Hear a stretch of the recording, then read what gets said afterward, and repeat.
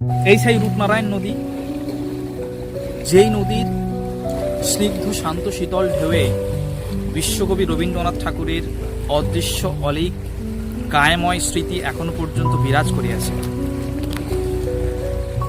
রবীন্দ্রনাথ ঠাকুর জীবনের একেবারে প্রান্তবেলায়, ঠিক মৃত্যুর কয়েক মাস পূর্বে শান্তিনিকেতনের উদয়ন গৃহে যখন তিনি অবস্থানরত ছিলেন, তখন তিনি ঠিক এই নদীর নামেই একটা কবিতা রচনা করেছেন, যেই কবিতার নাম রূপনারায়ণের।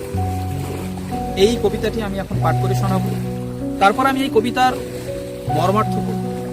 রূপনারায়ণের কুলে জেগে উঠিলাম, জানিলাম এ জগৎ স্বপ্ন নয়। রক্তের অক্ষরে দেখিলাম আপনার রূপ, চিনিলাম আপনারে আঘাতে আঘাতে, বেদনায় বেদনায়। সত্য যে কঠিন, কঠিনের ভালোবাসিলাম, সে কখনো করে না বঞ্চনা। আমৃত্যু দুঃখের তপস্যাই জীবন, সত্যের দারুণ মূল্য লাভ করিবার। মৃত্যুতে সকল দেনা শোধ করে দিবে।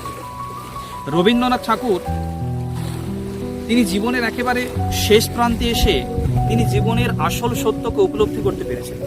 তিনি উপলব্ধি করেছিলেন যে আমাদের জীবনটা স্বপ্নের নয়, এই জীবন এক পরম আত্মত্যাগের, এই জীবন এক পরম দুঃখের। এবং তিনি সবসময় সত্যের পক্ষে ছিলেন। কেন?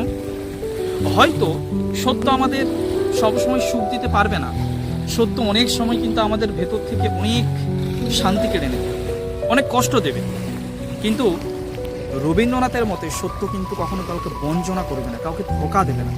আর আমরা যখন কোনো মিথ্যার প্রশ্রয় নিয়ে, মিথ্যার কোনো আশ্রয় নিয়ে যখন আমরা নিজেদের সুখের অট্টালিকা তৈরি করব, সেই সুখ কিন্তু বেশি দিন চিরস্থায়ী হয়, আর সেই সুখ কিন্তু একদিন না একদিন আমাদের ধোঁকা দেয়। এই জন্য তিনি সত্যকে ভালোবেসেছেন। সত্য কঠিন তিনি জানেন, তারপরেও তিনি সত্যকে ভালোবেসেছেন। এবং তিনি আমাদের বলেছেন যে আমাদের এই জীবনটা, মৃত্যু মানে মৃত্যু পর্যন্ত, এই মৃত্যু পর্যন্ত আমাদের জীবনটা হচ্ছে দুঃখের তপস্যা। দুঃখের তপস্যা মানে, দুঃখের তপস্যা মানে আমাদের এই পুরো জীবনে আমাদের নিজেকে উপলব্ধি করতে হবে, আমাদের মানুষের পাশে দাঁড়াতে হবে, ঈশ্বরের আদেশ অনুসারে চলতে হবে, আমাদের জীবনের যে আত্মসুখ, আমাদের জীবনের যে আত্ম অহংকার, এগুলোকে পরিত্যাগ করতে হবে এবং এক সঠিক সত্যকে অনুসরণ করে আমাদের চলতে হবে। তবেই কিন্তু আমরা আমাদের সত্যের যে দারুণ মূল্য সেটা লাভ করতে পারব।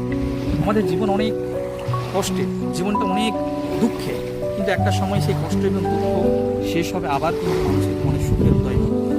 এই জন্য কেউ ভেঙে পড়বেন না, হতাশ হবেন না।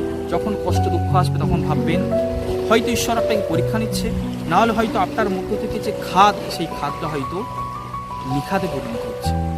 একটা তপ্ত লোহাকে যত পেটানো হয়, তার উপর যত আঘাত করা হয়, সেই লোহা কিন্তু তত সুন্দর রূপ পায়। অতএব আমাদেরও কিন্তু ঈশ্বর এইভাবে জীবনে কষ্ট দিয়ে, দুঃখ দিয়ে আমাদেরকে সুন্দর জীবনের একটা রূপ টান। এই জন্য আমাদের এই জীবনে দুঃখ বা কষ্ট এলে আমাদের হতাশ হওয়া যাবে না, ভেঙে পড়া যাবে না। আমাদের সত্যের পথে একনিষ্ঠ থাকতে হবে, ঈশ্বরের প্রতি ভরসা রাখতে হবে, কর্মের প্রতি ভরসা রাখতে হবে। আর এই সত্য আমাদেরকে একদিন না একদিন কিন্তু আবার সাফল্যের পথে নিয়ে যাবে।